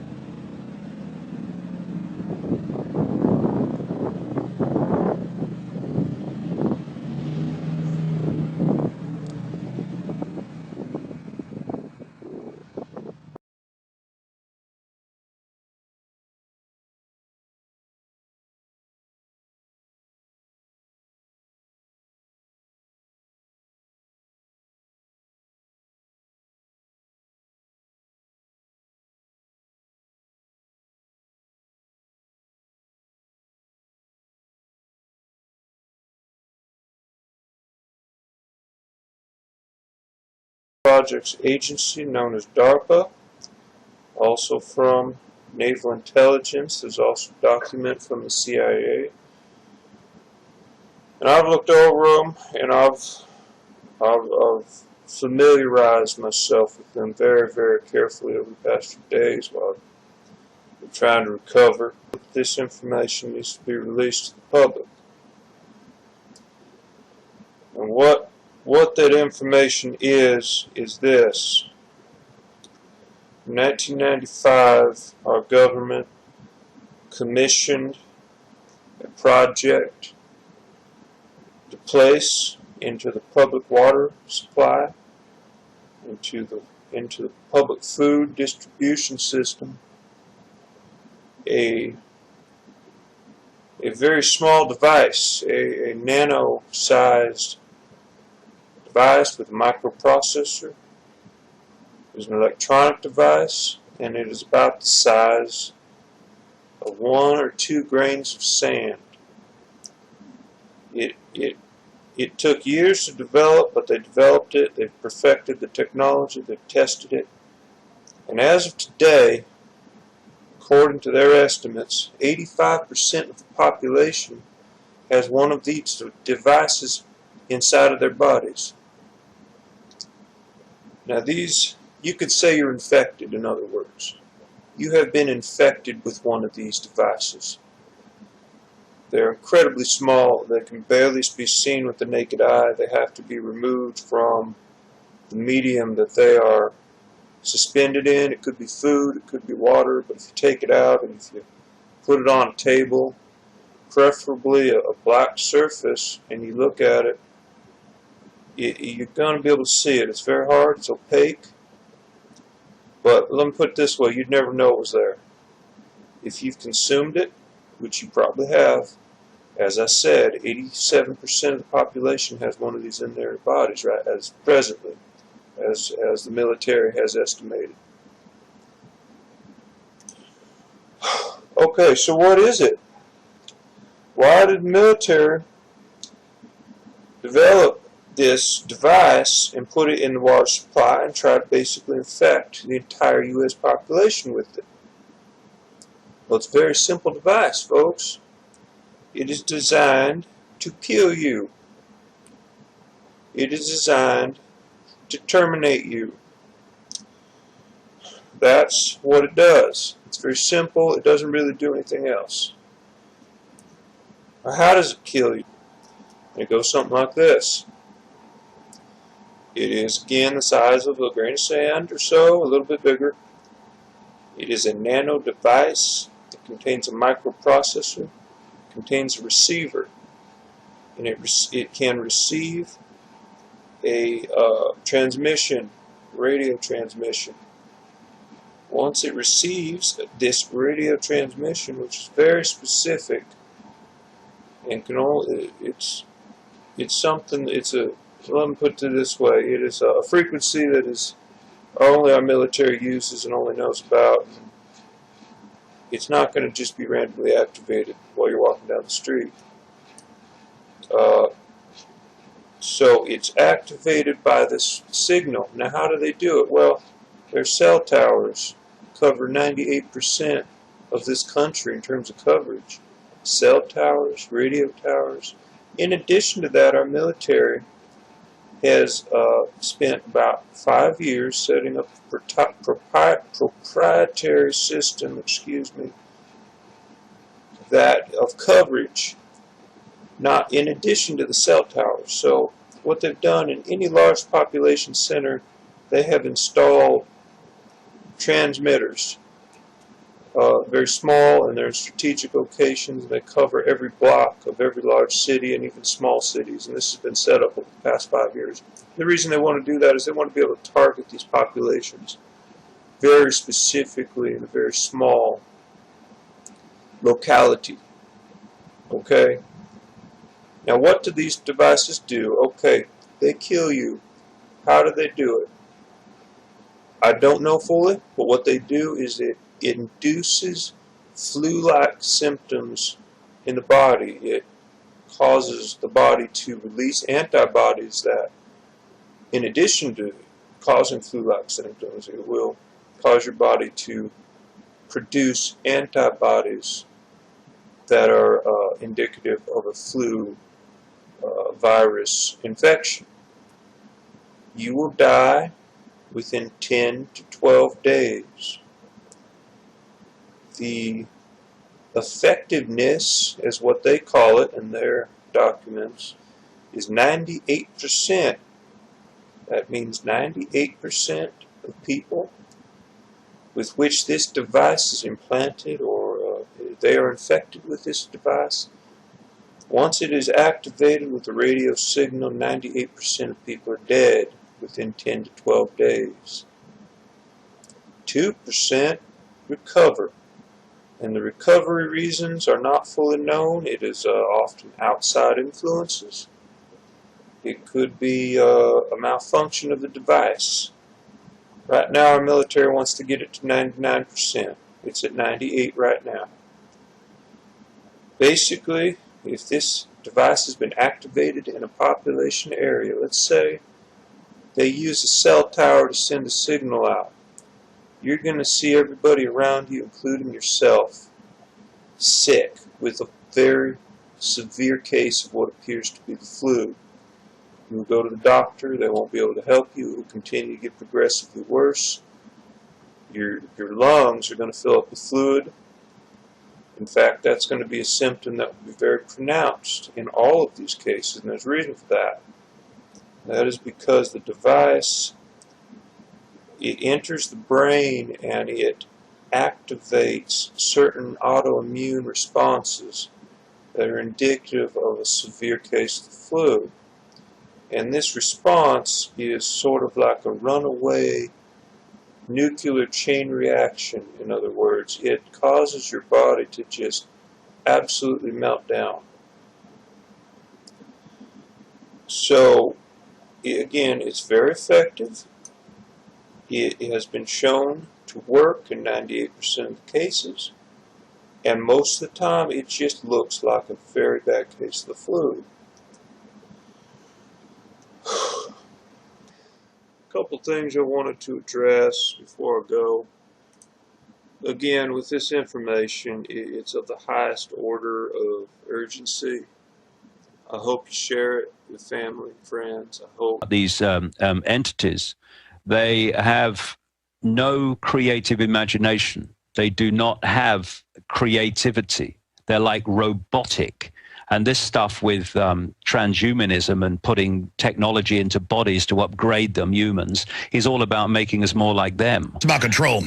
Yeah, and also making us more like them by taking away what we have that they don't have, which is this creativity. I mean, all this stuff that is fed to children and adults in the food and the water is all suppressing creativity. Therefore, anything that is an expression of them, an expression of those that are possessed by them, will be, by definition, ugly.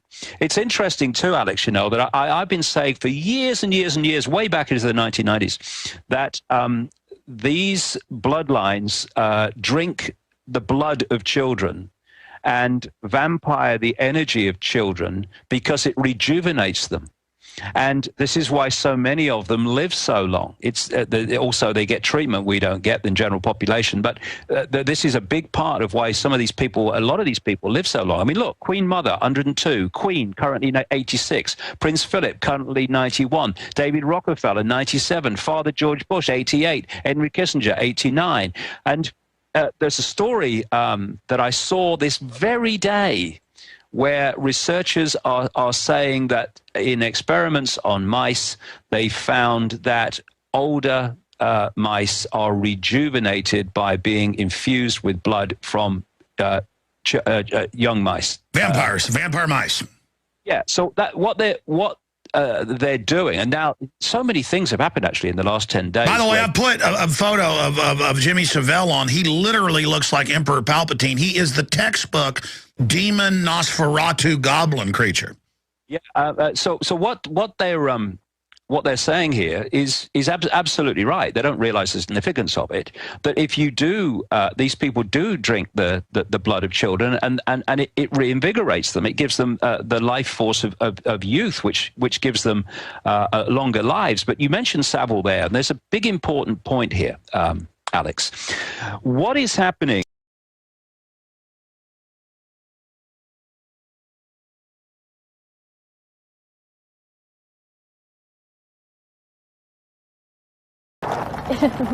Är han naken?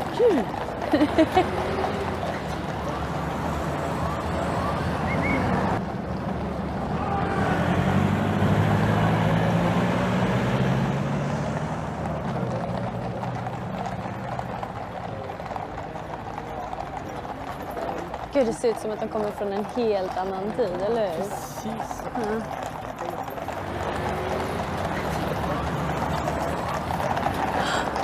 Du, kolla.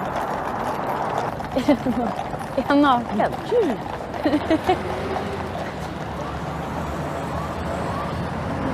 Så.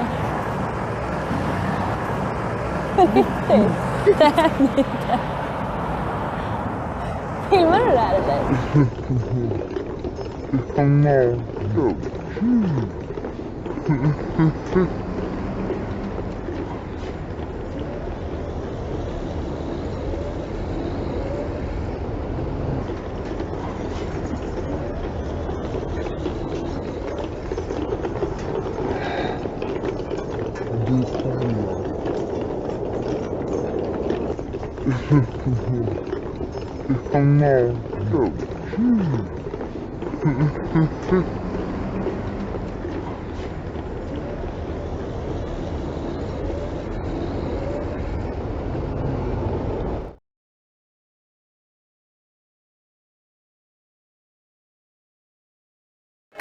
Heading to church on Christmas Day, Prince Andrew with other royals. Any festive cheer has been replaced for him by concerns over these allegations, which he denies. Also accused and also protesting his innocence, the American lawyer Alan Dershowitz. Tonight he's preparing to take legal action against his accuser, and he told the BBC the Prince should follow suit. My goal is to bring charges against the client and require her to speak in court. If she believes she has been hurt by me and by Prince Andrew, she should be suing us for damages. I welcome that lawsuit. I welcome any opportunity which would put her under oath and require her to state under oath these false allegations. This man is the reason Prince Andrew's facing talk of lawsuits. It's his once close friend, the American financier Jeffrey Epstein, a registered sex offender. Andrew stayed with him and they've holidayed together. The well-connected billionaire was sentenced in 2008 to 18 months in jail after pleading guilty to an offence of soliciting a minor for prostitution. 14 years ago, Prince Andrew was photographed with Virginia Roberts, who was then 17 and who was described as Epstein's personal masseuse. Now the prince has been named in court papers. It's not an action against him. An unnamed woman alleges that when she was a minor, she was the victim of a sex trafficking scheme run by Epstein. The document reads, "One such powerful individual Epstein forced the woman to have sexual relationships with was a member of the British royal family, Prince Andrew." She maintains it happened once here on Epstein's private island in the Caribbean at an orgy with numerous underage girls, and also in London and New York. Officials here at the palace insist these allegations are categorically untrue, but they know that's not the end of it. Prince Andrew took a big knock in 2011 when his links with Epstein were first scrutinised closely. 4 years on, he continues to pay a price for that friendship. Peter Hunt, BBC News, Buckingham Palace.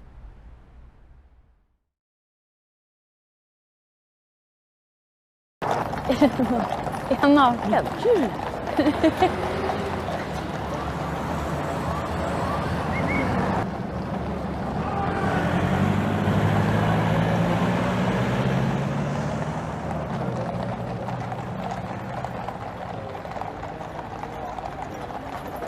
Gud, det ser ut som att de kommer från en helt annan tid, eller hur? Precis. Ja.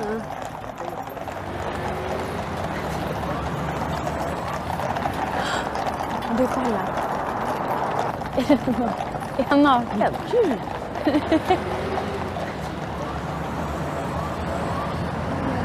Så. Det här är inte. Filmar du det här eller?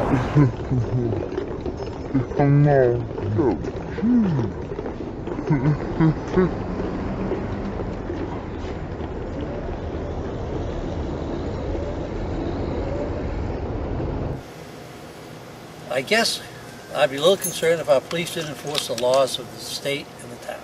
You sure you want to ask for that? Because there are 200,000 pages of laws and you're going to break one on the way home. I am? Almost certainly. Well, I'm not going to get involved in it. Hold on, say that again? My bad, my bad. She randomly just spazzed out and like jumped out of a window, like a thick window, and she said she took the glass and cut herself, and then she went on the train track trying to jump off the train track in front of the train, and she was been running around naked. She was naked? Yeah, naked, but naked, like no. And what was she saying? Nothing. All she was saying was might. Mike? Might. She what? She was saying might, M-I-G-H-T. Twin. She just kept saying might. Might? Might. Come here.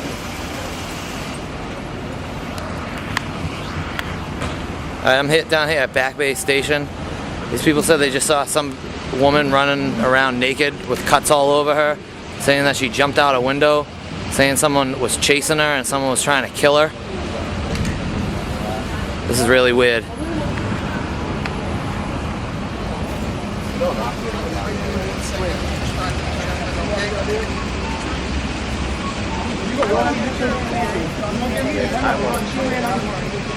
You want me to just meet me down there? Mail sent. What is on the wall that we came down after? Lock me in. You were in the mall? No, they said the girl was like we came through here and the woman was right there. She kept telling us to go back and I was standing there. She was like, oh, the cops coming, the cops coming. We just took a picture of me. Some random woman that got on the train.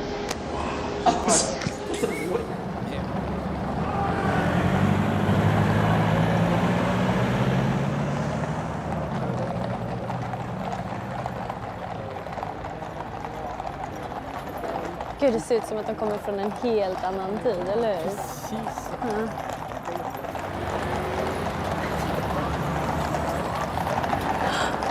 Du, kolla. Är han naken?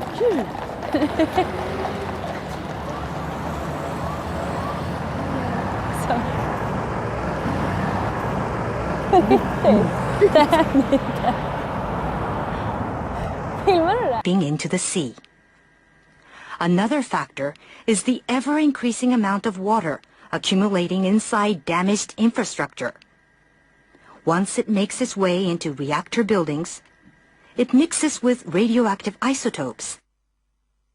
For months, TEPCO workers have been pumping up 400 tons of water every day and storing it in tanks on site. There's 1,060 tanks, stainless steel water tanks, that are holding the water which they keep pumping into the damaged reactors and the spent fuel storage pools. From the air, the scale of the problems at Fukushima become clear.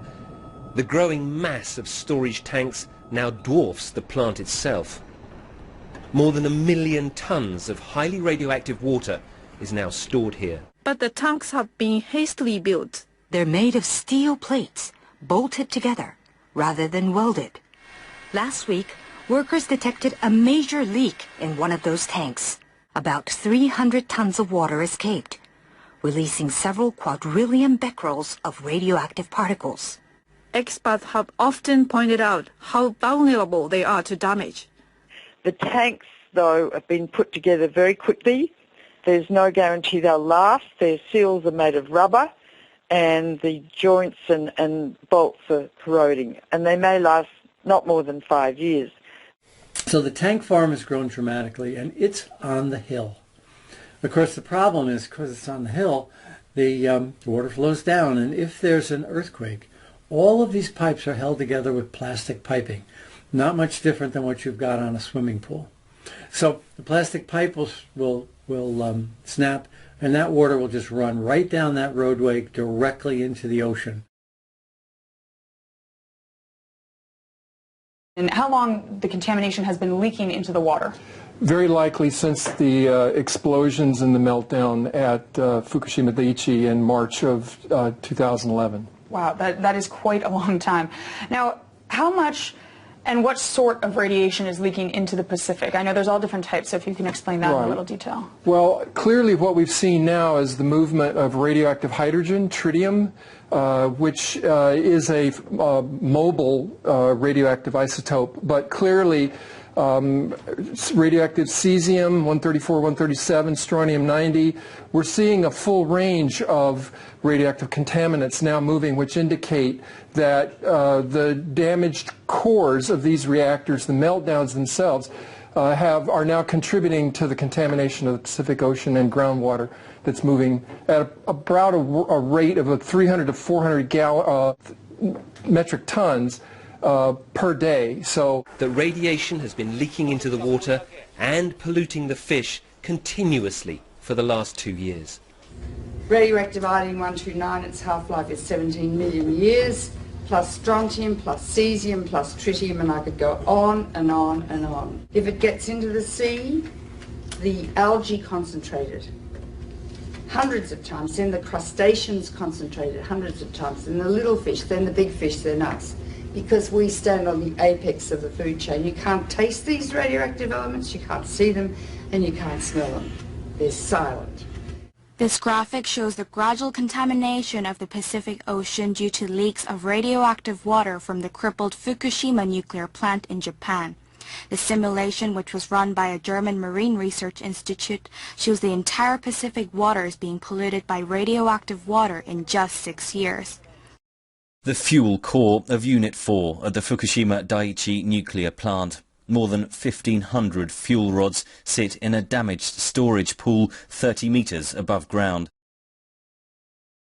Yeah, the amount of radioactivity within the rods themselves is about 14,000 times that of the Hiroshima bomb. We are dealing with diabolical energy. E equals mc squared. It's the energy that blows up nuclear bombs. Einstein said, nuclear power is a hell of a way to boil water. They need to remove those fuel rods from the pool because if there's another earthquake, Building 4 would go down probably, and all those fuel rods would be exposed to the air and they would burn. And they would release 10 times more radiation or cesium than was released at Chernobyl, huge amounts, and pollute much of Japan and the Northern Hemisphere. So we're in a nuclear crisis at the moment. If there's another earthquake and building 4 collapses, which contains the cooling pool with fresh fuel, I'm going to evacuate my family from Boston. So they put a crane on top of that building, which is shaky anyway, and they're going to lift the fuel assemblies out one by one with the crane, and it will be done manually. Normally, those rods are removed by computer control with millimetres to spare. It's a very delicate operation. The fuel rods must be kept submerged and must not touch each other or break. Nuclear experts warn any mishaps could cause an explosion many times worse than that one here in March 2011. Because if several rods touch each other, you could reach criticality and the whole fuel pool could go critical. Or if the rods break as they're being lifted out, large amounts of radiation would escape from the rods and the area would have to be evacuated, meaning that if the area is evacuated, the continuous operation of cooling 5 spent fuel pools and 3 melted cores would stop. Need I go on?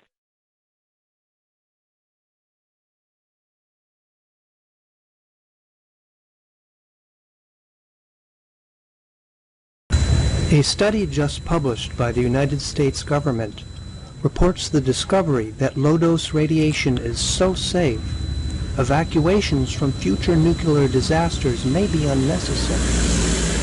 If another event like Fukushima occurs, the public could be allowed to live in the fallout zones, spared from the inconvenience of relocation